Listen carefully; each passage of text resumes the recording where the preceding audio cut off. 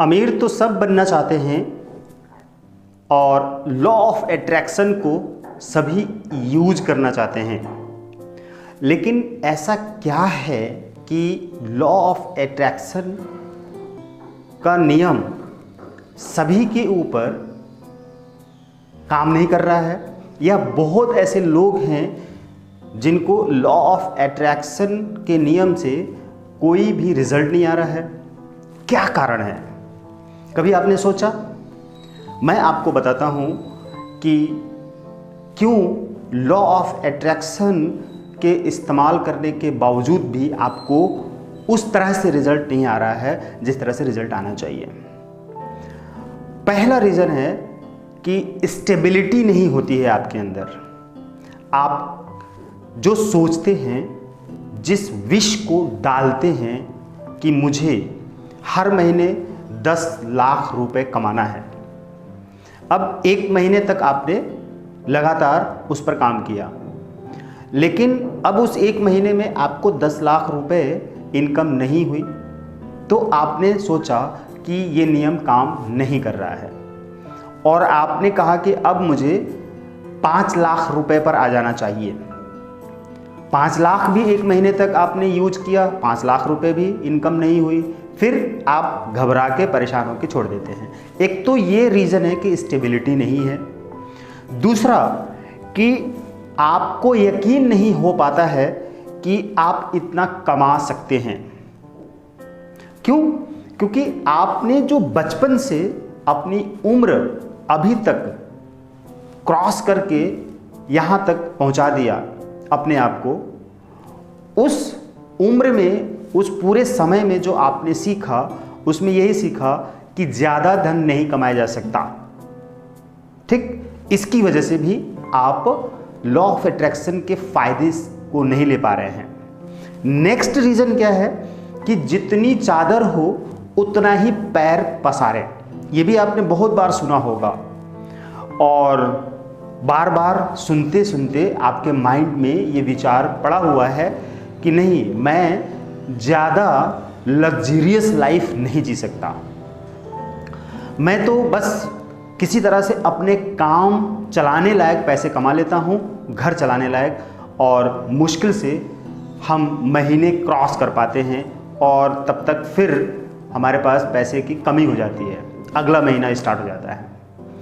ये सारे जो रीज़न हैं, उन रीजन्स में सबसे बड़ा रीज़न क्या हो जाता है कि आपके माइंड में हमेशा वो सारे विचार चलते रहते हैं जिसके बारे में आपको पता ही नहीं है, और आपके माइंड में अभावों के विचार चलते रहते हैं और आपको पता ही नहीं है, और आप बार बार यही अपने मन में कल्पना करते हैं, कैलकुलेशन करते हैं कि पता नहीं मेरे साथ क्या होने वाला है, या मेरे साथ तो ऐसा कुछ नहीं होने वाला है, या मैं ज़्यादा धन नहीं कमा सकता। ये सारे विचार आपने बार बार अपने माइंड में रखे, सोचे, और आसपास के लोगों से भी उसी तरह की बातें आपने की, और वही विचार, वही सारे थॉट्स आपको ज़्यादा धन कमाने के लिए तैयार नहीं कर पाते हैं, और आप कोई भी बड़ा रिस्क नहीं ले पाते हैं। अगर कहीं आपने इन्वेस्ट भी कर दिया या कहीं से कुछ ज़्यादा धन कमा भी लिया तो आपका खर्च हो जाता है या वेस्ट चला जाता है, आप स्टोर नहीं कर पाते हैं। तो फिर कैसे, आखिर कैसे हम लॉ ऑफ अट्रैक्शन का फ़ायदा उठाएं? तो मैं आपको बताता हूँ। आप इस बात को अच्छी तरह से समझें, दिमाग में रखें कि जो मैं बता रहा हूँ 100% आपको फ़ायदा देने ही वाला है, और लॉ ऑफ अट्रैक्शन, आकर्षण का सिद्धांत आपकी तरफ ढेर सारा धन संपदा लेकर आएगा। देखिए, लॉ ऑफ अट्रैक्शन में जो कॉन्सेप्ट है वो ये है कि आपका ध्यान किस चीज़ पर है, खर्च करने पर या कमाने पर। पता है, आप जितना कमाते हैं उससे ज़्यादा खर्च करते हैं, या आप जितना खर्च करते हैं वो ज़्यादा खर्च करते हैं, या उतना खर्च कर देते हैं जितना आपके पास आता है। एक मजदूर जो दिन भर की दिहाड़ी करता है, उसके दिमाग में क्या विचार होता है कि मैं गरीब हूँ, मजदूर हूँ, मेरे बाप और दादाओं ने भी गरीबी ही देखी है और मैं भी बचपन से उन्हीं की औलाद हूँ और उन्हीं से घर में पला हुआ हूँ, इसलिए मैं भी गरीब ही रहूँगा और मैं 300 रुपये दिन भर में कमाने वाला हूँ, तो मैं कैसे अमीर बन सकता हूँ? अमीर बनने के लिए ज़्यादा कमाना पड़ेगा। यानी कि जब मैं 300 रुपये कमाऊँगा तो आज शाम को 300 रुपये कमाऊँगा और कल तक या आज शाम तक मैं पूरे 300 रुपये ख़त्म करने वाला हूँ। चूँकि उन्होंने यही देखी है ज़िंदगी अपने बड़ों से और वही वो कर रहे हैं और अभी भी कर रहे हैं। 40 साल के हो गए, 30 साल के हो गए, 50 साल के हो गए, वही कर रहे हैं। जितना कमा रहे हैं उतना खर्च कर रहे हैं और खर्च पूरा नहीं हो रहा है तो कर्ज ले रहे हैं और कर्ज भरने के लिए, ब्याज भरने के लिए कहाँ से पैसे लेकर आएंगे? कमाई तो उतनी ही है। इसलिए गरीबी की ज़िंदगी गुजार रहे हैं और जो मीडियम क्लास के लोग हैं उनके साथ भी इसी तरह की प्रॉब्लम्स हैं कि वो भी खर्च करते हैं, जितना कमा रहे हैं उतना खर्च कर देते हैं, बल्कि ज़्यादा ही खर्च कर देते हैं और लोन पर सारी चीज़ें लेते हैं। देखिए, लोन लेना, कर्ज लेना अच्छी बात है, बुरी बात नहीं है। किसने कह दिया कि कर्ज लेना बुरी बात है? आप उसको पे नहीं कर पाते हैं इसलिए बुरी बात है। मान लीजिए कि आपने 1 लाख रुपए बैंक से कर्ज लिया और 1 लाख रुपए लेने के बाद आपने कुछ कपड़े खरीदे, कुछ घूम कर खर्च कर दिए, कुछ मोबाइल खरीद लिया और फिल्में देख ली और खाना पीना खा लिया रेस्टोरेंट में, 1 लाख रुपए ख़त्म। अब उसकी EMI जो 5,000 रुपये महीने की आ रही है वो आप कहाँ से देंगे? इनकम तो आपकी पहले 10,000 रुपये थी, अभी भी 10,000 रुपये है, लेकिन 5,000 EMI देनी है। वो 5,000 रुपये कहाँ से देंगे? बैंक आपको 1 लाख रुपये लोन इसलिए देती है, किस लिए देती है? कि आप उस 1 लाख रुपए से हर महीने कम से कम 10,000 रुपये कमाएं। तो वो 1 लाख रुपए लेकर आप किसी बिजनेस में डालिए और उस बिजनेस में डालने के बाद 10,000 रुपये हर महीने कमाइए या 8,000 कमाइए और उसमें से 5,000 रुपये EMI दीजिए। 36 महीने तक आपको देना है। मान लीजिए एवरेज मैं निकाल के देता हूँ, 36 महीने तक आपकी EMI 5-5 हज़ार करके देना है और 1 लाख रुपए को 36 महीने में देना है और कुछ उसमें इंटरेस्ट जुड़ जाएगा। आपने हर महीने 10,000 रुपये कमाया तो 5,000 बैंक को दिया, 5,000 आपने कमाया रखा और उस 5,000 को उठा के फिर उसी बिजनेस में डाल दीजिए। तो अब 1,05,000 की पूंजी हो गई आपकी। अब 1,05,000 से जब कमाएंगे तो आप 10,100-200 रुपये जरूर कमाएंगे, तो 5,000 ही देना उसको। हर महीने आप 5,000 रुपये बचा रहे हैं या 5,500, 5,000, फिर 6,000 बचा रहे हैं, फिर 7,000 बचा रहे हैं, 5,000 उसको देते जाना है। आपकी इनकम बढ़ती जा रही है और प्रॉफिट बढ़ता जा रहा है। देना 5,000 या 36 महीने में 5,000 देकर वो पूरा 1 लाख रुपये विथ इंटरेस्ट आपने फिनिश्ड कर लिया और आपकी पूंजी वैसी की वैसी पड़ी है। अब वही पूंजी करीब करीब 2 लाख 3 लाख की हो गई। वो बिजनेस आपका बढ़ गया, राइट। अब जो रही बात खर्च की, तो आप खर्च कहाँ से करेंगे? पहले आप खर्च कहाँ से कर रहे थे जब आपके पास लोन नहीं था? आप कहाँ से कमा रहे थे? जिस कमाई से आप अपना परिवार चला रहे थे उसी कमाई से परिवार चलाइए, तब आप अमीर बनेंगे। लेकिन अगर आपने 1 लाख रुपए लेकर फालतू के कामों में खर्च करके वो पैसा ब्लॉक कर दिया तो आप जो 10,000 रुपये पहले कमा रहे थे उसमें से ही 5,000 रुपये EMI देनी है। अगर नहीं दे पाएंगे तो आपके ऊपर नोटिस आएगी और आपको प्रॉब्लम होगी, आपका इंसल्ट होगा और आप तनाव में चले जाएंगे, तमाम तरीके की प्रॉब्लम आ जाएगी। तो आपका ध्यान किधर है? लॉ ऑफ अट्रैक्शन क्या कहता है कि आपका ध्यान किधर है? आपका ध्यान है कमाने पर होना चाहिए, न कि खर्च करने पर होना चाहिए। खर्च करना है तो कितना करना है इसका बजट आपको तैयार करना पड़ेगा और आपको अपनी इनकम बढ़ाने के ऊपर ध्यान लगाना होगा। जब आप अपनी इनकम बढ़ाने के ऊपर ध्यान लगाएंगे तो एक वक्त ऐसा आएगा कि आप महीने में 10 लाख रुपए कमाना शुरू कर देंगे। अभी 10 लाख का आपने टारगेट बना लिया, आप कोई बिजनेस नहीं कर रहे हैं, कोई ऐसा काम नहीं कर रहे हैं, कोई सर्विस प्रोवाइड नहीं कर रहे हैं, कुछ भी। तो जब आप कुछ ऐसा कर नहीं रहे हैं तो 10 लाख रुपए कहाँ से आ जाएंगे? मान लीजिए अचानक कहीं से आपकी लॉटरी लग गई या विरासत में आपको धन मिल गया, किसी ने दे दिया, गिफ्ट में दे दिया, या आपके किसी काम से अचानक वो किसी ने आपको 10 लाख का चेक दे दिया। तो 10 लाख का चेक 1 महीने में, 5 महीने में आपको 10 लाख का चेक मिल गया। 1-2-3 महीने तक तो आपको कुछ नहीं मिला। अब वो 10 लाख रुपए जो आपने लिए, आपकी कोई तैयारी नहीं है कि वो 10 लाख रुपए का करेंगे क्या।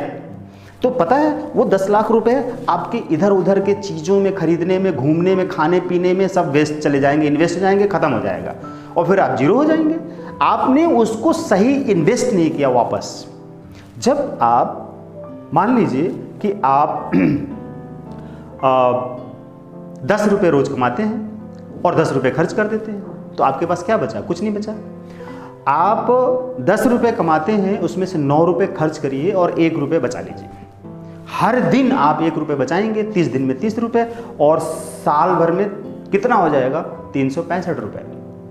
ठीक, और हर साल इस तरह से आप बढ़ाते जाएंगे। जो 365 रुपये आए उसको भी आपने कहीं काम में लगा दिया, और वो 365 भी आपको कमा के ला रहे हैं, दे रहे हैं। अब इसी तरह से आप हर साल कमाते जाइए, पैसे बढ़ाते जाइए, और उससे इनकम होता जाएगा, वो स्टोर करते जाइए। यानी कि 10% आपको बचाना है। कुल मिलाकर आपका निचोड़ ये है कि आप जितना कमाते हैं उसका 10वां हिस्सा रख लीजिए, सेफ रख लीजिए, उसको खर्च मत कीजिए। बाकी 90 रुपये यानी कि 90% आपकी 9 रुपये खर्च करिए।